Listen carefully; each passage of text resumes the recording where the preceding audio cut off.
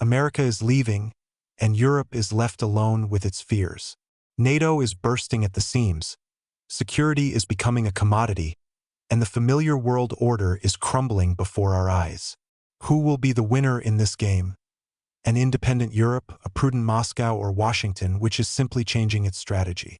Today, we will look at what lies behind the loud statements, why Brussels is in a panic, and why Russia no longer believes in a reset.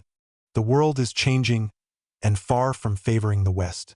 Friends, while Europe continues to portray the tragedy and repeat stories about the Russian threat as a mantra, Washington seems to have finally tired of playing the role of a caring uncle who takes care of his capricious European allies around the clock. Donald Trump, whom European politicians used to consider unpredictable and inconvenient, presented Vladimir Putin with a truly magnificent gift. Moreover, this is not just a gesture or a beautiful gesture in a package. It is a real revolution in European security issues. The main pillar of the North Atlantic Alliance, the infamous Fifth Article of NATO, which states that an attack on one of the members of the bloc is considered an attack on all, suddenly appeared in doubt. Of course, no one has formally cancelled it, but judging by the signals coming from Washington, Donald Trump is increasingly convinced that the United States is not obliged to throw its chest into the defense of European countries that have been living off American military power for decades. This caused a real panic among European politicians, because if the United States refuses to cover their military expenses, they themselves will have to, it's scary to imagine, increase investments in their own armies. European analysts are sounding the alarm, and Trump does not even hide his irritation. He is unhappy that Europe continues to fan hysteria around Russia, but at the same time refuses to pay for its security. From the point of view of the American president, the EU deliberately fuels anti-Russian rhetoric because it is profitable and allows you to earn money. But when it comes to real defense spending, Europeans prefer to spend their budget on social benefits, environmental initiatives, and other programs that are more pleasant to finance at someone else's expense. America is leaving. The Germans should start worrying. The first warning signal for European complacency may be the possible withdrawal of American troops from Germany. According to the British edition of the Daily Telegraph, Donald Trump is considering the option of redeploying the U.S. military stationed in this country. But where will they be sent? The possible directions look extremely alarming for the traditional elites of Europe. Hungary is called one of the countries where the U.S. military can be deployed. Prime Minister Viktor Orban has long advocated a peaceful settlement of conflicts in Eastern Europe, and his policy clearly does not fit into the usual anti-Russian rhetoric of Brussels. Another possible option is to deploy troops in those NATO countries that, unlike Germany, are ready to significantly increase military spending and comply with Trump's demands for increased defense spending. This is how a paradoxical situation develops. Germany, which is the loudest of all about the need for European security, may remain completely defenseless if the United States really closes its military bases at one point. Of course, it won't happen instantly, but it is quite possible that America will eventually leave. Back in his first term, Trump had already tried to withdraw American troops, but this decision was overturned by Joe Biden. Now, according to the Financial Times and the Washington Post, Donald Trump is considering even more radical steps, including reducing the American contingent in Europe by at least 20,000 people, including bases in the Baltic states. And that's not all. The United States is preparing a new unpleasant surprise for Europe. Washington may refuse to participate in NATO exercises. This will be the second powerful blow to the North Atlantic Alliance. According to the Swedish newspaper Expressen, the United States intends not only to reduce its participation, but also to completely abandon the planning of new NATO exercises in Europe.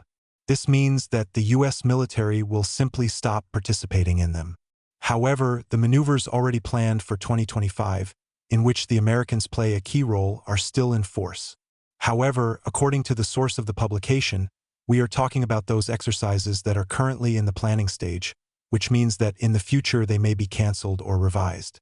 Such a decision would deal a powerful blow not only to NATO's military readiness, but also to the alliance's entire management system. The United States has traditionally been the main pillar of the bloc, providing not only financing, but also logistics, operational leadership, and strategic planning. If the American army withdraws from the coordination process, European countries will have to develop defense plans themselves, which will inevitably lead to serious problems. For decades, European allies have come to rely on Washington's support for military security. The entire program of the NATO exercises was based on the principle of the integration of troops, where the key role was played by the American military. They controlled the interaction between the armies of different countries, coordinated the movement of troops, developed strategies, and managed the forces of the alliance in the event of a potential conflict. Now this mechanism can be destroyed. The U.S. withdrawal from the new military exercises means that Europe remains face-to-face with the very threat it has talked about so much. All these years, European politicians have been scaring their citizens with Russian aggression. But now they will have to think about whether they even have a real plan of action if Washington really stops military support. Practice shows that most European countries are completely unprepared to provide their own defense capability. Germany, for example, has significantly reduced the size of its armed forces in recent years, bringing them to a historic minimum. The armies of Eastern European countries are completely dependent on the supply of American equipment and military assistance. France and the United Kingdom, with their nuclear arsenals, could theoretically claim to be the new leaders of NATO in Europe. However, in reality, this scenario faces serious problems. The British Army has been experiencing an acute shortage of personnel in recent years, and France, experiencing financial difficulties, is forced to reduce the military budget. In addition, there is no unity within the North Atlantic Alliance. Poland and the Baltic states insist on increasing military spending and strengthening continental forces, while Germany and France adhere to a more cautious position.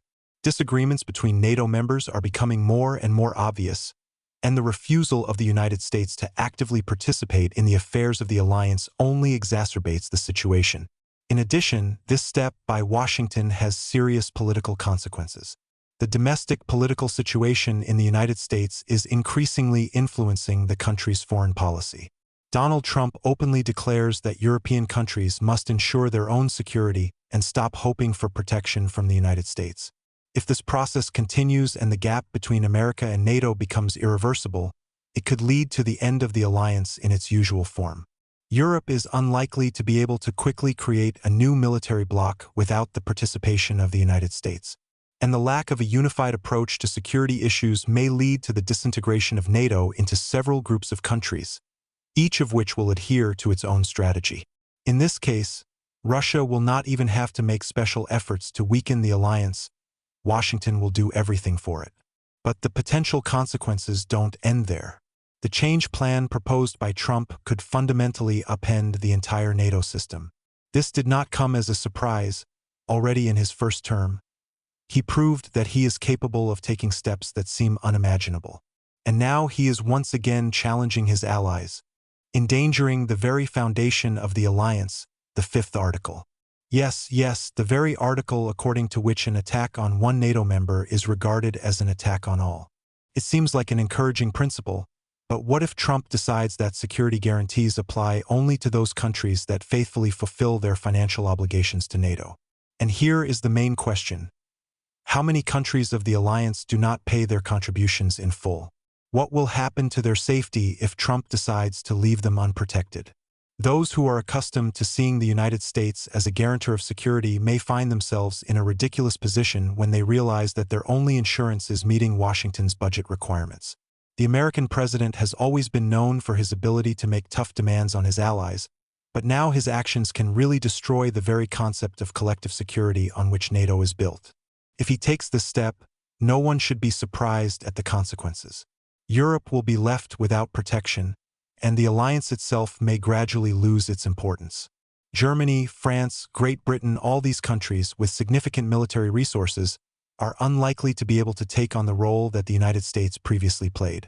Of course, their armies are not weak, but compared to the American military machine, they look like a horse compared to a giraffe. Both can run, but the effect will be completely different. But there is another interesting point.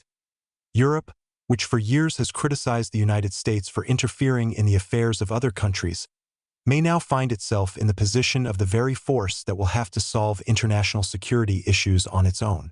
Yes, the idea of European autonomy in military matters has been discussed for a long time.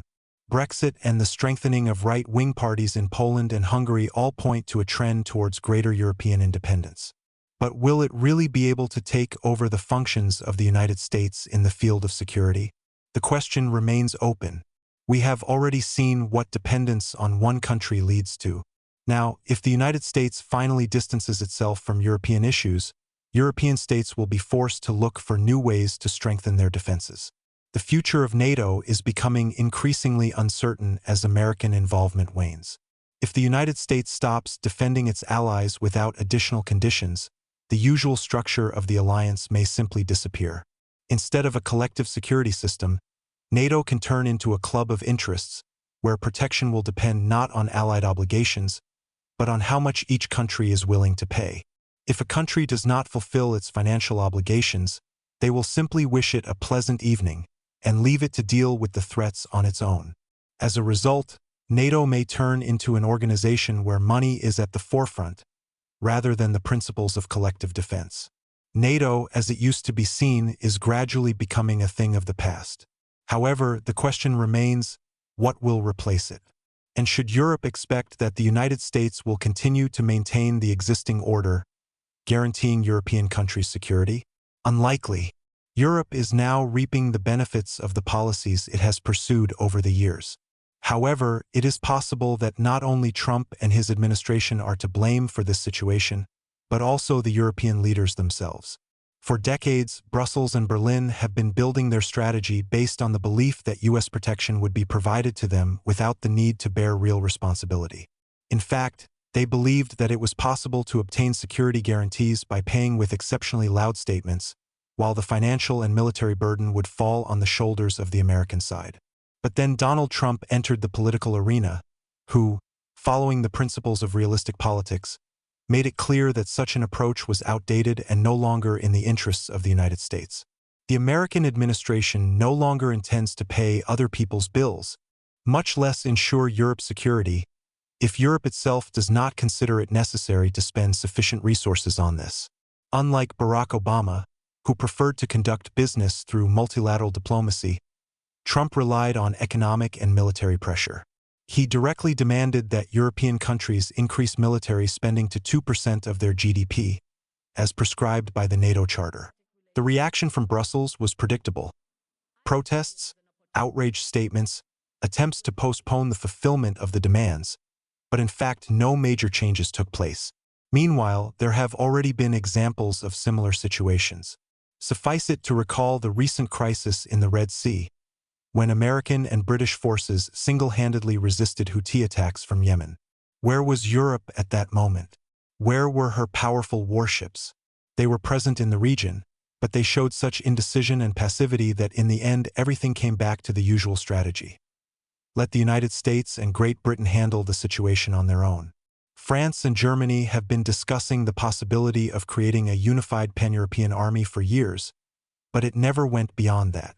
As a result, the European naval forces have demonstrated their inability to respond promptly to threats in real combat. However, the weakness has manifested itself not only in the military sphere. Added to this is the migration crisis caused by the open borders policy implemented since 2015.